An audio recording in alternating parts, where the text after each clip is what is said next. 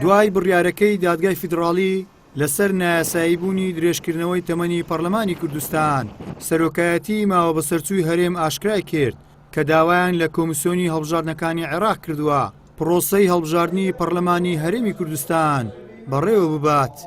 ڕای کۆمیسیۆنی باڵای هەڵبژاردنەکانی عێراقی وەرگیرەوە سەرپەرشتی هەڵبژاردنەکانی هەرێمی کوردستان بکات. سەبارەت بەو بابەتە بەرپرسی مەکتەبی هەڵبژاردن و ئاماری کۆمەڵی دادگەری دەڵێت ئەگەر کۆمیسیۆنی عێراق لە هەڵبژاردنەکانی پەرلەمانی کوردستاندا هەمان ڕێکار و میکانیزمی هەڵبژاردنەکانی عێراق بگرێتە بەر ساختەکاری کەمتر دەبێت و ڕێژەیەکی زیاتری دەنگدەرانیش بەشداری پرۆسەکە دەکەن. بەپێ و بڕیاری کە لە کوردستان درابوو لەلایەن سەرۆکی هەرێمەوە کە مانگی 2023 هەڵبژاردنەکان بکرێت بەپێ و دەرەنجامانەی دوای بڕیاری مەحکەمەی اتحادی نەخێت ئەم ساڵا لەو کاتێک کە دیاریکراوە بە هیچ جۆرێ ناتوانرێ هەڵبژاردن ئەنجام بدرێ. ئێمە لە کاتی خۆیان زۆر هاوارمان کرد بانەگەینەوەی کە دامەزراوەکانمان پەچی بکەوێت بەڵام ئەو لایەنانی کە کوردستانیان بەم دۆخە گەیان هاتن پارتی و یەکێتی و گۆڕان و هەندێک لایەن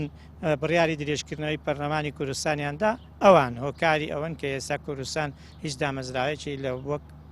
لە کاتی یاسایی و ئاسایی خۆیان نەبێت. شارەزانی بواری هەڵبژاردن باز لەوە دەکەن بۆ گۆڕینی نەخشەی سیاسی بەشداری هاوڵاتیان لە دیاریکردنی چۆنیەتی بەڕێوەبردننی هەرێمی کوردستان بۆ ساڵی ئایندا بە هەر شێواز و میکانیزمێک بێت گرینگە و پێویستە هەڵبژاردن ئەنجام بدرێت. هەڵبژاردنەکان مافی دەنگدانە بۆ هاوڵاتی هەم هاوڵاتێک گرنگە کە بەشداری بکە لە پرۆسی دەنگدان هەر شتێک کە ببێتە هۆی ئەوەی کە انتخابات نەزاهەتی زیاتر پارێزا ببیتن و مافی دەنگدان دەنگدەر بپارێزیتن و هەروەها ببێتە هاندانێک بۆ ئەوەی کە دەنگدەر بەشداری بکە لە پرۆسی دەنگدان و بایکۆت نەکات و بەشداری هەڵبژاردننی بکە و دەنجی خۆی ئازادانە بدە ئێمە پشتگیری لێ دەکەن ئەگەر بێت و ئەو دەنگانی کە بە ئەلکترۆنی بی و بە یەدەویش ینی بژمێردرێتەوە مطابق بەرکردن تاکید ئەوە نیشانی نەزاهەتی انتخابات.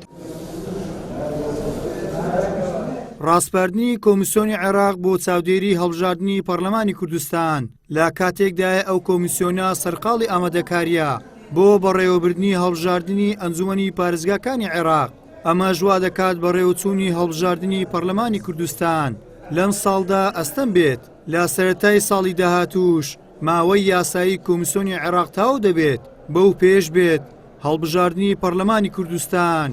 ڕوبەڕووی تونێلێکی تاریک دەبێتەوە کە ئەو سەری لێ دیار نییە. گەیلان سابیر کەناڵی پەیام هەولێر.